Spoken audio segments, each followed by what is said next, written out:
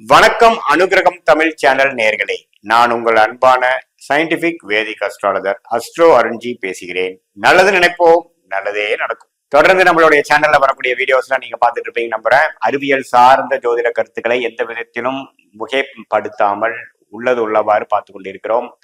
பரிகாரங்கள் அறிவியல் விஷயத்துக்கு இல்லாத சார்ந்த விஷயத்துக்குள்ள மட்டும் இருந்து இந்த பரிகாரங்கள் இது மாதிரி அறிவியல் சார்ந்த இல்லாத விஷயத்துக்குள்ள போகாமல் நம்ம பார்த்து கொண்டிருக்கிறோம். அந்த வகையில பாத்தீங்கன்னா இந்த வீடியோல தனுசு ராசிக்காரர்களுக்கு 2025 ஏப்ரல் மாதம் எத்தகைய ஒரு மாதமாக இருக்க போகுதுன்னு பாக்குறோம். இப்ப பாத்தீங்கன்னா இந்திய வேத ஜோதிடத்துல எப்படி நம்மளுடைய கர்மாலாம் செயல்படுதுன்னு பாத்தீங்கன்னா அந்த ஒளி தத்துவ பிரகாரம் தான் நம்மளுடைய கர்மா இந்த வாழ்க்கையில இந்த பிறப்பில சாதகமான சம்பவங்களாகவும் சாதகமற்ற சம்பவங்களாகவும் உருவெடுக்கிறது. அது கோச்சார அடிப்படையில இங்கிலீஷ்ல டிரான்சிட் அஸ்ட்ராலஜிங்கிற முறையிலையும் செயல்படுகிறது. பர்த் சார்ட், நீங்க ஜென்ம காலத்துல நீங்க எந்த நேரத்துல எந்த தேதியில பிறந்தீங்களோ ஜென்ம ஜாதகம் பிரகாரமும் தசாபுக்திகள் ரீதியாகவும் செயல்படுகிறது. இந்த ரெண்டையும் கூட்டி வச்சு பார்க்கும் பொழுதுதான் துல்லியமான பலன்கள் எடுக்க முடியும். இப்ப கோச்சார பலன்கள் என்று சொல்லப்படுகிற பொதுவான பலன்கள் ஏப்ரல் 2025 தனுசு ராசிக்காரர்கள் எப்படி இருக்குன்னு பார்க்க போறோம். அதுக்கு முன்னாடி நம்மளோட சேனல் ஃபர்ஸ்ட் டைம் வரவங்க மறக்காம சப்ஸ்கிரைப் பண்ணுங்க. ஸோ தட் நம்மளுடைய வீடியோஸ் எல்லாமே தொடர்ந்து உங்களை அடையும். இப்ப பாத்தீங்கன்னா தனுசு ராசிக்கு ராசியோட அதிபதியாகிய குரு மே 14ஆம் தேதி தான் இடம்பெறுகிறார்.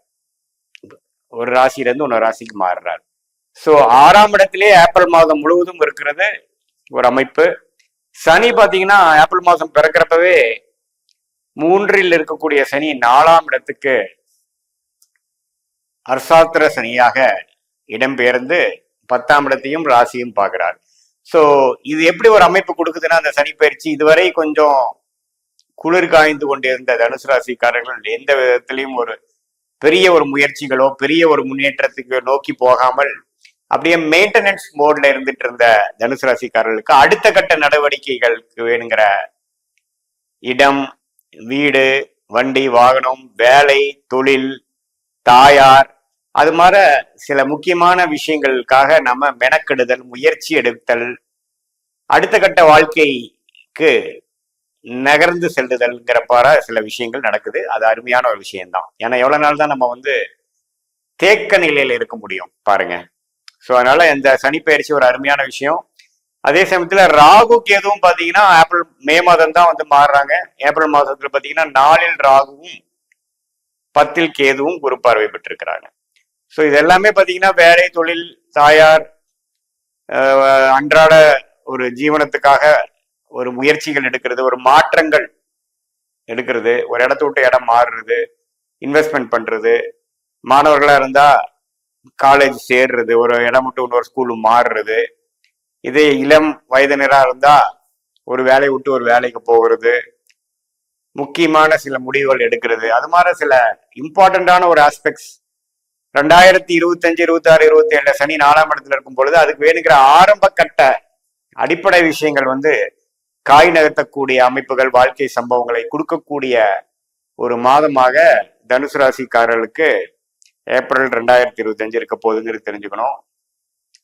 அதே சமயத்துல சுக்கிரன், புதன் 4ஆம் இடத்திலேயே இருக்கிறார். அவங்க பாத்தீங்கன்னா 10ஆம் இடத்துக்கு சம்மந்தப்படும் பொழுது நான் சொன்ன அதே முயற்சி, வேலை, தொழில், இன்வெஸ்ட்மெண்ட், அபிவிருத்தி, வீடு விஷயத்த வீடை பெரிது பண்ணுதல், வசதிப்படுத்தல், அல்லது இன்னொரு வீடு விட்டு இன்னொரு வீடு மாறுதல், இருக்கும் இடத்தை சரி செய்தல், அது மாதிரி பல விஷயங்கள், நம்மளோட பூர்வீக சொத்து இது இருக்கக்கூடிய பிரச்சனைகளை போய் சால்வ் பண்றது, அதுல சில முயற்சிகள் எடுக்கிறது, அதை காசாக்குறது, அதுல வர காசு இன்னொரு இடத்துல இன்வெஸ்ட் பண்றது, அது மாதிரி பல விஷயங்கள் தரக்கூடிய ஒரு காலகட்டத்துக்கு வேணுங்கிற ஒரு ஃபவுண்டேஷன் கொடுக்கக்கூடிய ஒரு மாதமாக புதன் சுக்கிரன் இருக்கிறதும் கொடுக்குறாங்க.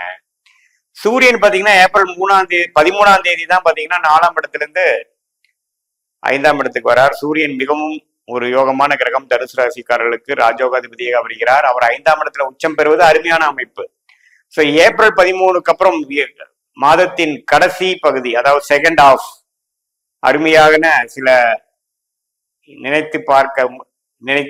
பார்க்காத சில நல்ல விஷயங்கள், பிளசன்ட் சர்ப்ரைஸ் என்று சொல்லப்படுகிற விஷயங்கள்லாம் நடக்கக்கூடிய அமைப்புகள் தனுசு ராசிக்காரர்களுக்கு இருக்கு. அத்தகைய ஒரு நல்ல தசைகளும் அவங்களுக்கு போமையாயின் கண்டிப்பாக நல்ல ஒரு அமைப்புகள் நிறைந்த ஒரு மாதமாக, குறிப்பாக செகண்ட் ஹாஃப் இருக்கக்கூடிய அமைப்புகள் இருக்கு.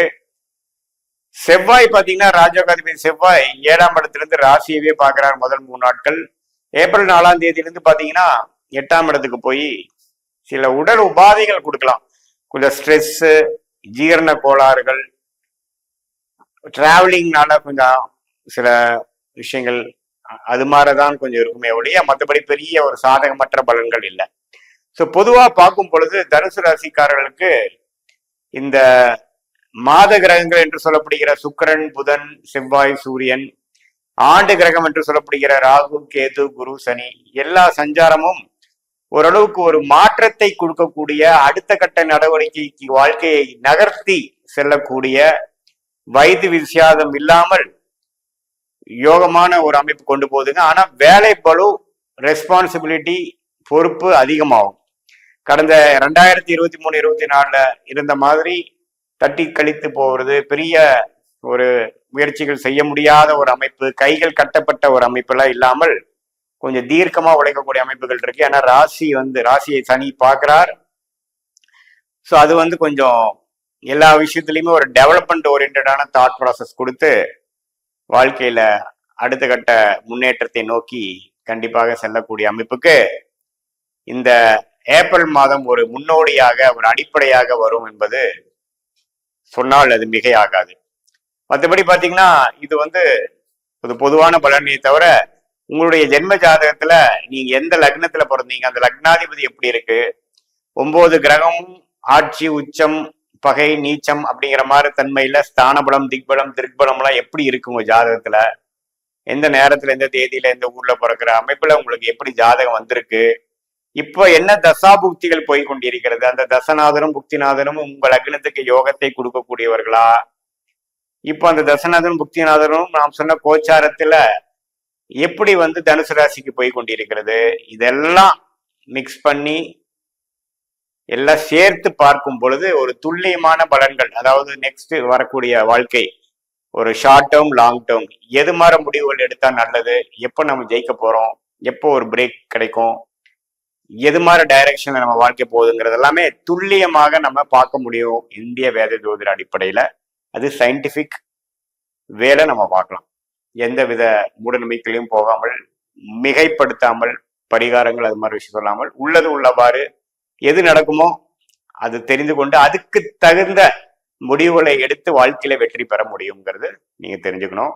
மீண்டும் மற்றொரு காணொளி சந்திப்போம். நன்றி, வணக்கம்.